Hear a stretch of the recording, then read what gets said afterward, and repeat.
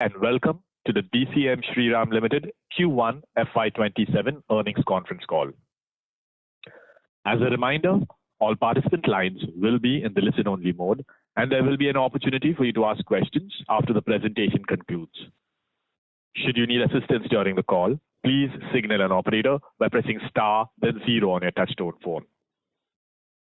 I now hand the conference over to Mr. Siddharth Rangnekar from CDR India. Thank you, and over to you, sir. Thank you, Rayo. Good evening and welcome to DCM Shriram Limited's Q1 FY27 earnings conference call. Today we have with us Mr. Ajay Shriram, Chairman and Senior Managing Director, Mr. Ajit Shriram, Joint Managing Director, Mr. Aditya Shriram, Deputy Managing Director, and Mr. Amit Agarwal, Group CFO of the company. We shall commence with remarks from Mr. Ajay Shriram and Mr. Ajit Shriram. Members of the audience will get an opportunity to ask their queries to the management following these comments during the interactive question and answer session. Before we begin, please note that some of the statements made on today's call could be forward-looking in nature, and a note to that effect has been included in the conference call invitation that has been circulated earlier and is also available on the stock exchange websites. I would now like to invite Mr. Ajay Shriram to give us a brief overview. Over to you, sir. Thank you, Siddharth. Good afternoon, ladies and gentlemen, and a very warm welcome to all of you. Thank you for joining us today to discuss the company's performance around the Q1 financial year 27 results. I shall commence with views on the industry dynamics and our strategic direction, following which Ajit will share the financial perspective. Globally, this quarter was characterized by a complex wait-and-watch environment. The economic impact of West Asia conflict transmitted rapidly through energy markets and supply chain flows. This is embedding inflationary pressures, cementing expectations for a prolonged higher interest rate environment, and tempering global growth. On the domestic front, along with the West Asia conflict, we are navigating rainfall deficits induced by El Nino that have resulted in uneven regional distribution across key agriculture zones. This is understandably changing the agriculture patterns, straining rural consumption, and placing upward pressure on domestic food inflation. While Kharif sowing is attempting a late catch-up as July rains improved, the initial lag has created a large void in sowing. However, despite this combination of global friction and climate volatility, the broader Indian economy continues to demonstrate structural resilience.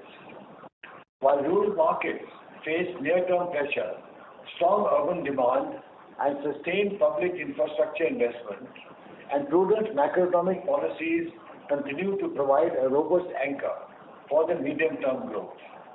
We navigated this dynamic quarter by leaning into our core strengths of deep value chain integration, stringent cost discipline, digital transformation, and execution agility.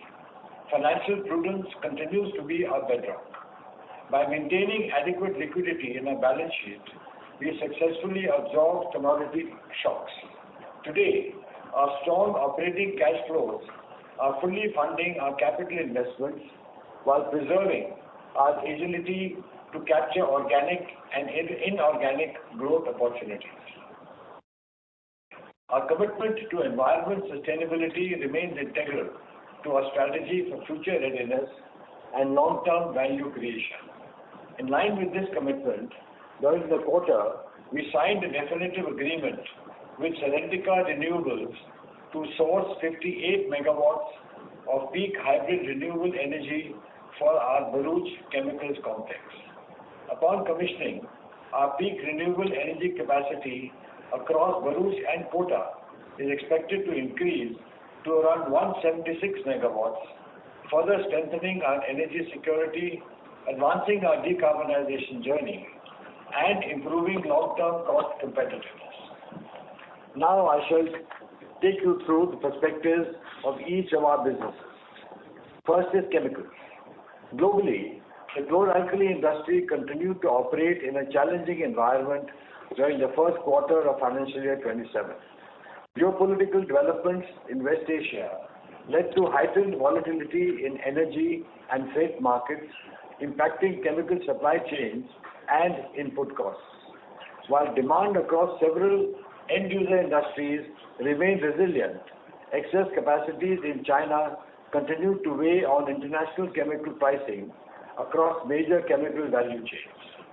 The domestic caustic soda market remained healthy, supported by steady demand from alumina, soaps and detergents and textile industries.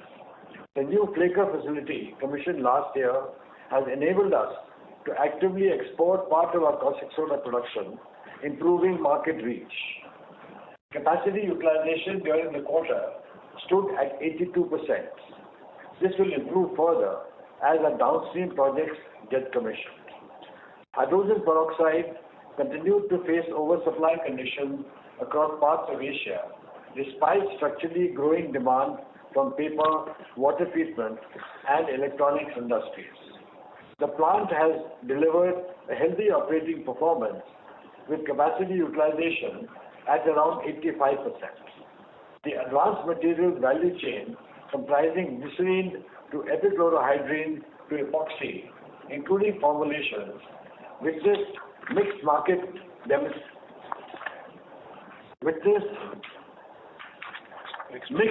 conditions during the quarter. Glycerine markets strengthened, supported by biodiesel-linked supply dynamics and improving downstream demand, while epichlorohydrin and epoxy markets experienced volatility owing to feedstock movements and geopolitical developments.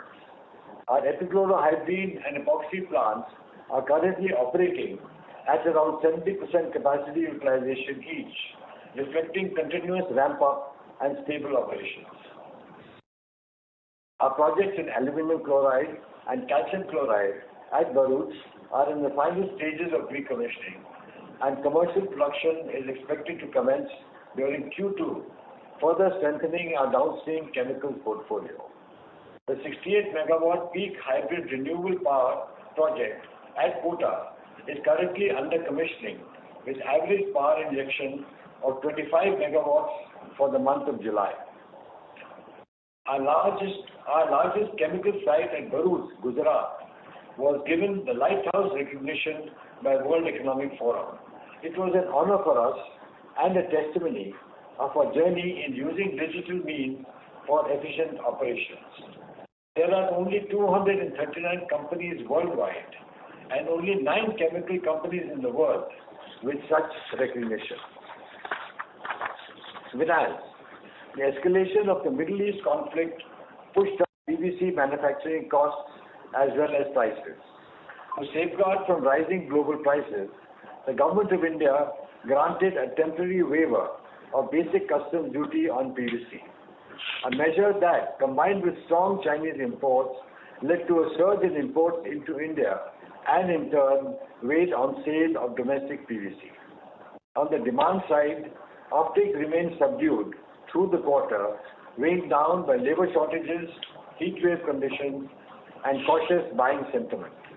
With the onset of the monsoon, demand is expected to remain soft in Q2 financial year 27.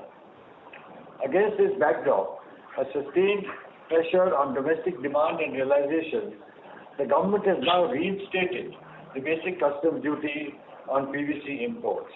Additionally, DGFT has notified minimum import price of $766 per metric ton on suspension grade PVC for 6 months. These measures should support domestic PVC prices and augur well for domestic producers. Sugar and ethanol. The global sugar market is expected to shift into a deficit in the year 2026-27 season, with demand projected to exceed production by around 0.7 million metric tons compared to a surplus of around 2.5 million metric tons last year. Lower production in Thailand and Europe are expected to support global sugar prices. For sugar season 25-26, India is expected to end the season with a closing stock of around 3.75 million metric tons, supported by production of 27.8 million metric tons after diversion of around 3.1 million metric tons for ethanol, domestic consumption of 28.7 million metric tons, and exports of 0.75 million metric tons. Current prices are around rupees 4,450 per quintal and are expected to remain firm. On the ethanol front, installed capacity stands around 2,000 crore liters, while OMC allocations are around 1,060 crore liters, with sugarcane-based feedstock accounting for a low 28%. Policy developments during the quarter signaled an intention to prepare for blending beyond E20. While these are useful enabling measures for the industry's long-term health, a clear implementation roadmap, balanced allocation across feedstocks, and periodic alignment of ethanol procurement prices with sugarcane costs will remain important. Fenesta Building Systems. Fenesta Building Systems continue to strengthen its position as an integrated building material solution provider, driven by healthy volumes, growth across both retail and project segments, wider market reach, and continued expansion in its product portfolio. The business is setting up a facility to manufacture wooden doors. Margins continue to evolve, reflecting the changing product mix and the upfront investments associated with scaling these newer businesses and strengthening the distribution network. Moving on, the agriculture inputs business portfolio comprises of Shriram Farm Solutions, fertilizer, and the bioseed businesses. First is Shriram Farm Solutions. The SFS business delivered a moderate growth in the top line in Q1 financial year 27 over Q1 financial year 26, despite facing multiple headwinds in the current quarter. Performance was impacted by the delayed and deficient onset of the southwest monsoon, with rainfall remaining significantly below normal across several key agriculture regions that offset the underlying growth potential of the business. The crop protection and specialty plant nutrition verticals delivered strong margin expansion despite muted volume growth, supported by better realizations and an improved product mix. As part of our growth strategy, the business strengthened alliances, launched 4 varieties from our in-house R&D pipeline, reinforcing our innovation-led growth agenda and creating a platform for further scale-up. In parallel, we rolled out digital marketing campaigns across strategic regions, strengthening farmer outreach and improving market penetration. Fertilizer. The urea business witnessed a sharp increase in natural gas prices following supply disruptions arising from West Asia conflict. We remain focused on improving energy efficiency, maximizing urea production, and maintaining strict cost disciplines. Going forward, continued geopolitical uncertainties may impact LNG availability and lead to higher subsidy outstandings. Bioseed. Q1 financial year 27 has been particularly challenging for the bioseed business, as the Kharif season is the main season for this business.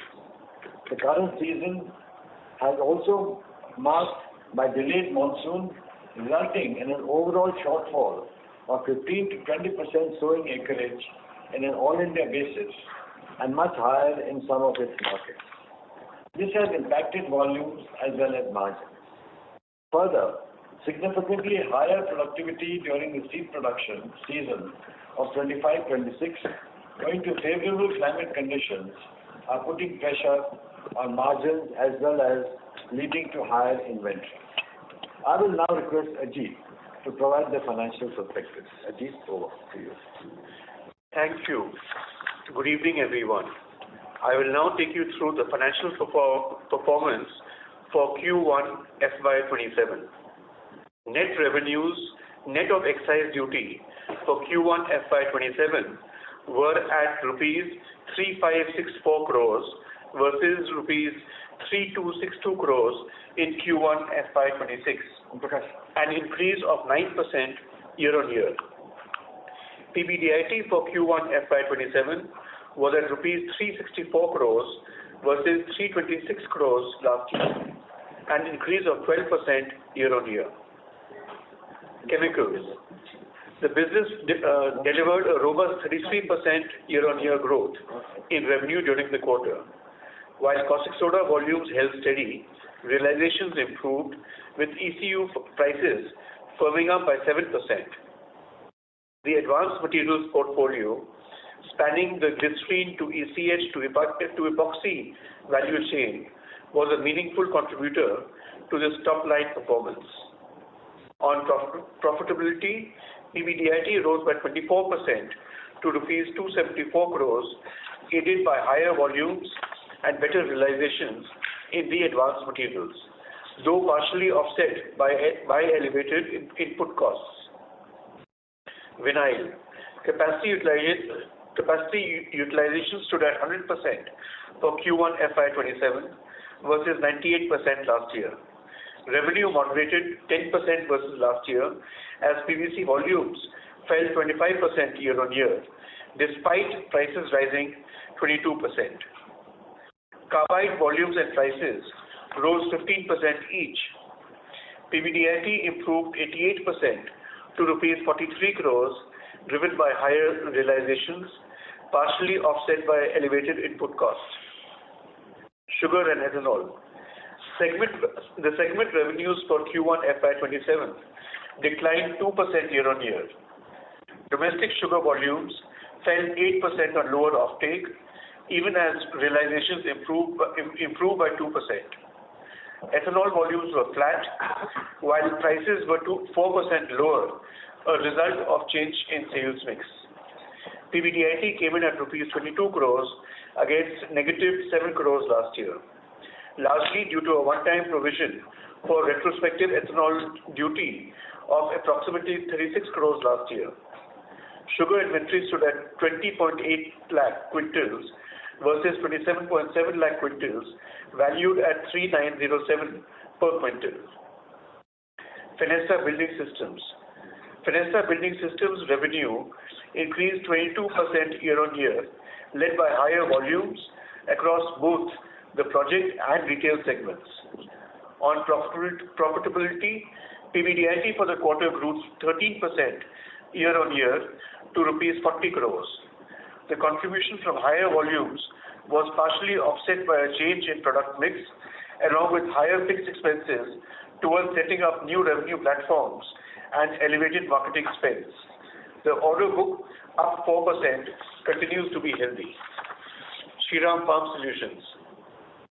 Shriram Farm Solutions revenue increased 2% year-on-year to rupees 357 crores, supported by higher realizations across all verticals, partially offset by lower volumes in the seed and specialty plant nutrient verticals.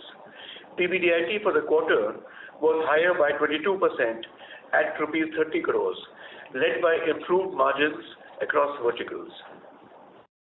Fertilizer. The fertilizer revenues for Q1 FY27 rose 11% year-on-year, with realizations up 19%, while volumes stayed flat. PBDIT stood at rupees 23 crores versus rupees 38 crores last year, reflecting better margins from improved energy efficiency. Though the year-ago quarter had carried a rupees 24 crore one-time retention price gain. Outstanding subsidy on 30th June 2026 was rupees 292 crores versus rupees 236 crores last year. Bioseed. The Bioseed segment saw a revenue decline of 26% year-on-year, largely owing to delayed rainfall, which led to reduced demand during the quarter. PBDIT for Q1 FY27 came in at a negative rupees 9 crores as against a positive rupees 42 crores last year, on account of lower volume in corn and paddy, along with lower margins in cotton. The company's PAT stood at rupees 693 crores. This includes a one-time tax adjustment of rupees 474 crores related to earlier years and rupees 79 crores on account of sale of surplus land and stake sale to form a JV in the polymer compounding business with US-based Technon Apex Limited. Excluding these one-time items, PAT was rupees 147 crores, an increase of 28% over last year. The company's net debt is rupees 1649 crores as on June 30, 2026, as against 1481 crores as on June 30, 2025. Return on capital employed for June 2026 came in slightly improved at 13.6% as compared to 13.2% for June 2025. As our major growth investments transition from execution to operations, our focus is shifting towards maximizing asset utilization, strengthening the value chain integration, and driving operational excellence.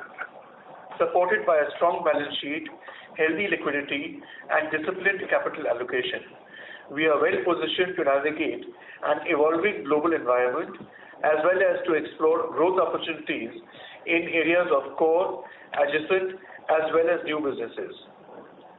That concludes my opening remarks, and I request the moderator to please open the forum for the Q&A session. Thank you. Sure, thank you very much. We will now begin the question and answer session. Anyone who wishes to ask questions may press star and 1 on their touchtone telephone. If you wish to remove yourself from the question queue, you may press star and 2. Participants are requested to use handsets while asking questions. Ladies and gentlemen, we will wait for a moment while the question queue assembles.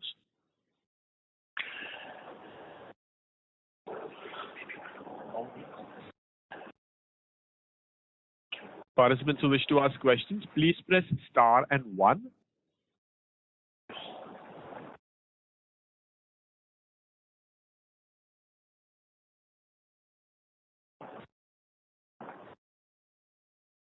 Ladies and gentlemen, to ask a question, you may press star and 1.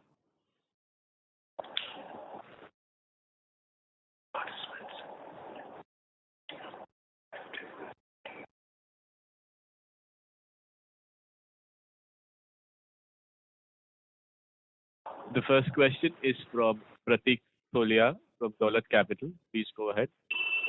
Yeah. Hi, sir. Thanks for the opportunity. Hi. So just a couple of questions. Firstly, on the caustic soda, sir, we've seen the prices are now normalizing. So what is your expectation for this quarter and for maybe for the near term, maybe for FY27? How do you see the prices moving? And what is the chlorine prices currently? I'm sure it is negative, but how much is that, if you could help understand that? Yeah, thank you. So actually commenting on the prices going forward, is normally quite difficult because there's so many factors that go into determining the price, including the global situation, which is quite unpredictable, especially today with the geopolitical situation. So we normally don't make forward-looking statements, but we do expect the prices. Current ECU is in the range of just below 30,000. So we expect it to be in this range or higher. As for the chlorine price, currently it's in the -7,000, -8,000 rupee range. Okay, sure. And so, secondly, on your agri business, so you briefly mentioned about your performance in the SFS, but I think your performance has been pretty decent considering the overall demand environment and also your peers also. So if you could just help understand on the SFS part, your profitability is higher despite a flattish top line. And now if the monsoons are looking good, at least for July, we had a good monsoon. So if monsoon remains strong in August and September, so how do you see this profitability shaping up for this Kharif season? And what is the reason driving this kind of numbers? I think in SFS, two, three things have been the focus area for the management. One is in terms of our farmer reach, it's been very strong. Second is our R&D activities are leading to newer products which give better value to the farmer. So they are also happy to buy the product and carry it forward. And third is I think that we've actually been able to over the years build up some credibility with the market. And they know that if Shriram Farm Solutions offers something, it will be good for the farming community. So I think across the board, that way it's a good situation. Our R&D focus is now the key issue which is going to be a major driver going forward, where there's a lot of stress from the management side. Regarding the issue of how the future is going to hold, or regarding the monsoon, as you were saying, you're right, July has been good, but if one sees the map of India, it has been good in pockets. It has not been across the board. That is a big challenge, and in the last couple of months, rain in some areas have been quite low, because of which the sowing of crops has been pretty low, by almost 15-20% has been lower sowing, which means that the demand is also a little low. And we really don't know, based on the projection of El Nino, what's going to happen in August, September. We sincerely hope that the rain is not going to be too short, but in case we do get balanced rain or adequate rain, it will be a very positive step, not only for the industry, but for the economy and for the farmers. Most important for the farmers. They are the ones getting, shortchanged by not having the monsoon coming in properly. So, to be honest, it's very difficult to give a projection of how things will evolve because of the external parameters. But our effort and focus is very strong in terms of making sure we are supplying good products, new products, and have a good relationship with the entire farming community to provide the right products. Sure, sir. Got that. So on the sugar business, so we've seen, in almost now 3.5, 4 years that there is no price hike on the ethanol side. You also mentioned about 2,000 crores of installed capacity. So how do you see the profitability now moving in this segment? And are we now therefore going to divert more on the grain side instead of, diversion of sugar? Of course, because now sugar prices are also far more remunerative. So, would we be operating more ethanol plants on maize and keeping sugar for the actual sales? So, see, Pratik, I think we have a defined capacity for grain, right, where we can go up to 260 KLD for grain. So we will optimize wherever we get better margins, and it is very dynamic because currently the margins in maize-based ethanol is good. Hello? Yes, sir. Yeah. Yeah. So I think currently the margins in maize-based ethanol are good, and therefore it makes sense to optimize grain-based to whatever extent up to 260. But then it will depend how it pans out, what the government policies are. But then we don't plan to grow our capacities in any case. Okay, understood. And sir, just on this tax, there's a 400 odd crores of tax reversal. I think some deferred tax actually is there. But this will be one time, I'm guessing. And what was this whole thing about? I mean, why did we have this? So this is essentially, there was a difference in the way we were, paying tax or filing our returns, and in our books of accounts, there was a difference. There was some additional gain that we were factoring in when we were filing our tax returns. However, since that gain was not determined, we were not taking to books of accounts. Now, when there is a positive order from ITAT, is when we decided that we should take it into our books of accounts. So it's for a period of almost 6 years. And this is cash. This is future cash, because this is all MAT credit of 376 crores. And we will get it over a period of time. And what's happening by the result of that, the two significant changes. One, we moved from last year 35% tax bracket to 25% tax bracket. On top of the 25% tax bracket, we've got this MAT.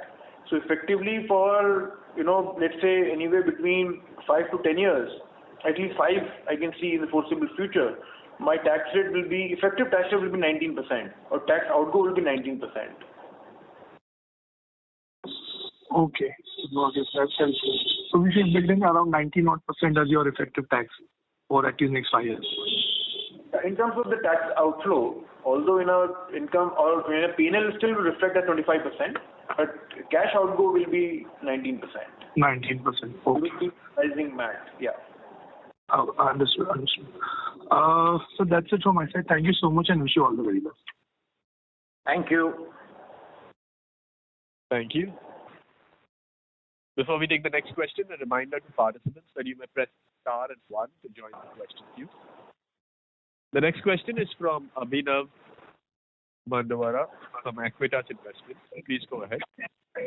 Yeah, so my first question was regarding the sugar business. I just wanted to understand, and it's difficult to predict, but the next year crushing outlook, and does this harvest also get impacted by rains, sugar harvest? So, Abhinav, it's a little early to really talk about, given the way the monsoon is progressing. It is too early to predict what the next year's cane harvest will look like. And what do you think? The current prices are around 44.50. Do you think it could be at that price, or it could reach somewhere higher, considering the deficit? We expect it to, it's difficult to say, but it should be firm. Okay. For next couple of months, yeah. Okay. And next is regarding the urea business. So since the global urea prices have risen a lot, and recently again the war has prolonged, so what is your outlook on urea and any outlook on urea and margins in that business? See, in India, any urea manufacturer is governed by the Fertilizer Industry Coordination Committee rules of the Ministry of Fertilizers. So we are there where they come in and look at the details of all our elements of cost, and then they work out a particular return. So frankly, the international prices do affect India as an economy, because instead of buying urea, which was, let's say, delivered at $450, $500 per ton, 2 months ago it reached $900 a ton. So the total subsidy amount government has to allocate for fertilizer jumps up dramatically. But for domestic manufacturers, I must compliment the government where they have been quite up to date in terms of ensuring that the subsidy which is paid to the farmer through the Indian industry, that they are paying the industry quite on time. So any international price will not really affect the domestic industry. There can be an issue sometimes of cash flow because of the higher gas prices, but that's really a pass-through again based on government policy. So otherwise, domestic industry is not really impacted by the high international urea prices. Okay, that's it. Thank you. Thank you. Thank you. The next question is from Sai Rama, who's an individual investor. Please go ahead. Hello. Yes. Yeah, please go ahead. Can you hear me? Yeah. Yeah. Our focus is, what do you see the vision of our company for the next 5 years? Right? Where is the focus area of the company? Is it mainly chemical business or the other segments also? Because majority of our EBITDA is coming from chemical business and vinyl business. So what is the plan? What is the plan company wants to do? See, I mean, at a macro level, as we mentioned before, as a group, our objective is to grow consistently over a period of time. We have invested a lot in terms of growing each of our businesses, except 2, which is urea and cement. All our other businesses, we've invested money to grow them on a periodic basis based on the market demand. Secondly, our focus is very strong on value-added businesses, like we've done in our chemical business, where we've got into epichlorohydrin, hydrogen peroxide, now epoxies, we're looking at aluminum chloride, etc. So we want to get into the value-added business. That's part of our strategy. That's the second part, which will continue growing. Third, we've also been looking at how do we sort of give strength and growth to our business by, where possible, buying or taking a shareholding in companies which are affiliated to our businesses, either as supplier or as a buyer. So, for instance, you are aware in October last year, we bought an epoxy factory in Gujarat to add value to our chemical business. In our Fenesta business, we've already taken a shareholding percentage in a company called DNV, who make the metal parts for the hinges and handles, etc., for our business. We've already done that over there. So we are continuously looking at growing our businesses across the board, and we are optimistic on the Indian economy. We are bullish that with our population, with the awareness of the youth, with social media, the aspirations of our people, we are bullish on the Indian economy, and we'll continue growing at the rate like we've done over the last many years. Being in commodities, there are ups and downs. That's part of the business cycle. But our job as management is to be cost competitive, be world class in our manufacturing process and costs, and have a happy customer. So that's what we are focusing on. In terms of cost of production, can you disclose what is the price of the power you are buying currently, like for caustic soda, all those things? Because that determines whether you are the lowest cost producer or the medium cost producer. Because so many new capacities are going to come up, like from Reliance or Adani Group. We are planning for caustic and PVC businesses. So how do you see we land in that area? Are we in the middle or are we in the lowest cost? So we are amongst the lowest cost producers, and we continue to work on seeing that how do we further reduce costs. See, for us, energy is the key cost for our chemicals and vinyl business. And if you see the trend of last few years, we have had, in 2019 we came up with a new power plant. In 2024-25, we again had a 120 megawatt new coal-based power plant, which was more efficient, and we would close down our inefficient plants. And now we are looking at 176 megawatt of renewable energy. A part of it, more than half of it, has already come in. So it's like a continuous journey where we keep making our costs more and more efficient and best in the industry. That's where we are. So can you disclose what is the cost of power for us per kilowatt hour? It's different for different sets. For renewable will be different, so I don't think it is right to give, and for each location it is different. So I don't think it is right to give a single number. It varies on each product and each location and each source. No, mainly for caustic business. Yeah, so there are multiple costs depending on the source and the location. Okay. What is the plan for more further utilization of chloride? Because that is like reducing our EBITDA a lot. The ECU realizations are lower for us. So is there any bigger plan like... Excuse me, could you kindly repeat the question? We can't get it. Yeah, sure. Like, what is the further plan of utilizing the chloride which comes out of this caustic business? What to put in bigger PVC plant workers? Yeah, chlorine. Bigger PVC plant, further utilize it to 50%, something like that? Yes. So you're absolutely right that chlorine integration is very crucial for the business, for the chemicals business, especially in the Indian context. And over the last few years, we have actually strategically, increased significantly our chlorine integration. So after the current projects are completed of aluminium chloride, calcium chloride, etc., we would have almost 50% of our chlorine will be captively consumed. And in addition to that, we have strong partnerships with our customers through pipelines in our Bharuch location. So there's direct pipelines, and also we've done some tie-ups with customers in the region as well. So if we add those also, then almost 85% of our chlorine will be tied up once all these projects are commissioned. Thank you.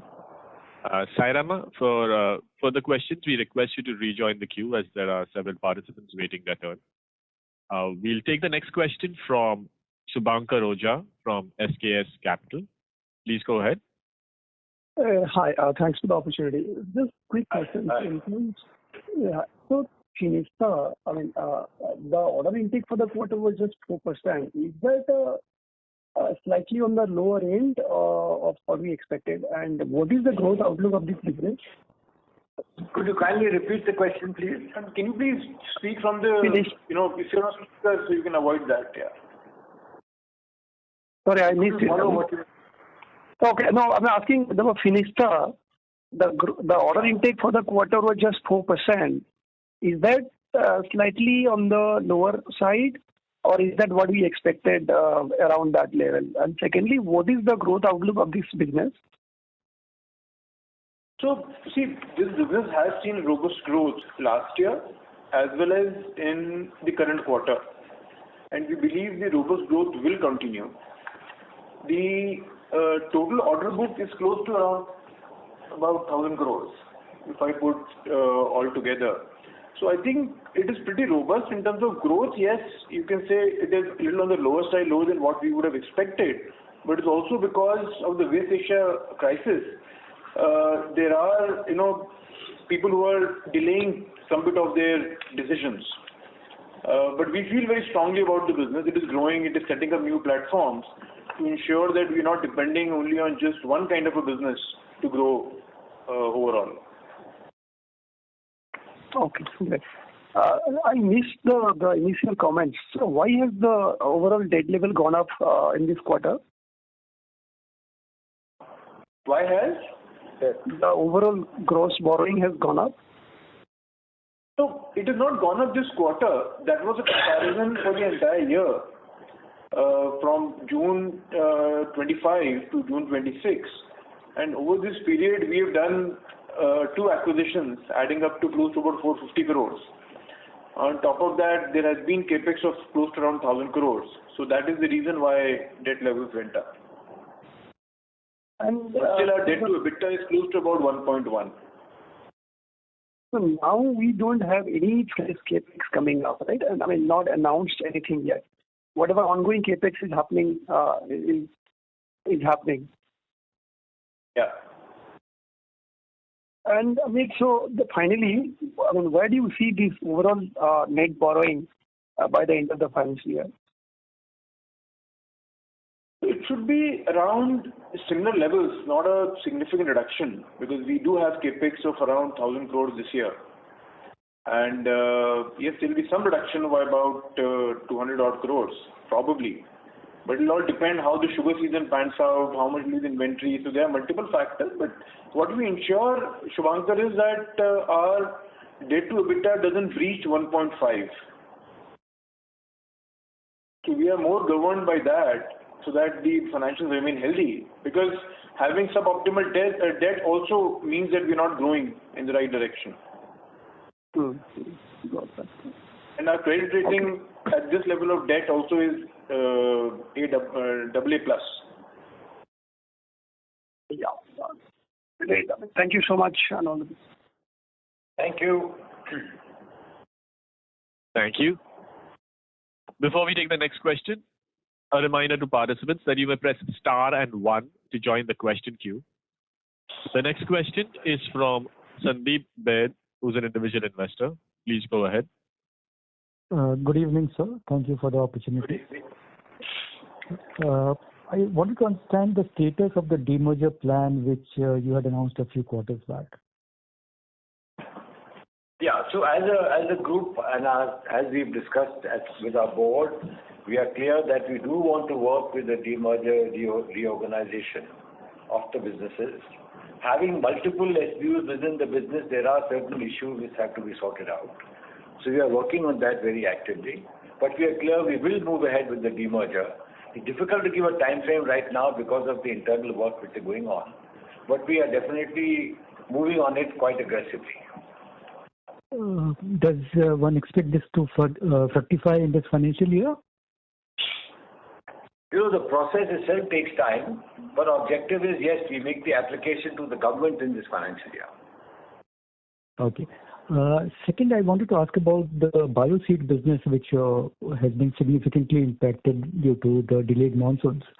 Now that monsoon has been decent in the month of July, do you expect some recovery in this business in the second quarter? Large part of it is lost. I mean, the monsoon has been decent in the month of July, but as we mentioned, as Chairman mentioned in his opening remarks as well, that is patchy. And in our region where we sell our products or our products are suitable for that region, there the sowing has been lower than 15-20%. So, overall monsoon might have recovered some a little bit, but still it has been very patchy, excessive in some places, still dry in a lot of places. Okay. Thank you. Thank you. Thank you. Participants who wish to ask questions, please press star and 1.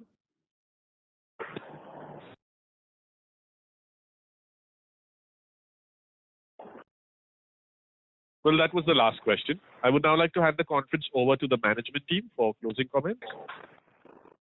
Thanks. Ladies and gentlemen, thank you for your participation in our earnings conference call. Even as the global landscape has become more complex and unpredictable, our conviction in India's growth story and in the strength of our businesses remains unwavering. In these turbulent times, resilience has become an essential competitive advantage. We are also leveraging digital technologies to enhance productivity, strengthen decision-making, and improve customer engagement. Thank you once again for your continued trust and support. Goodbye. Thank you very much. With that, we conclude today's conference. Thank you for joining us, ladies and gentlemen. You may now disconnect your lines. Thank you.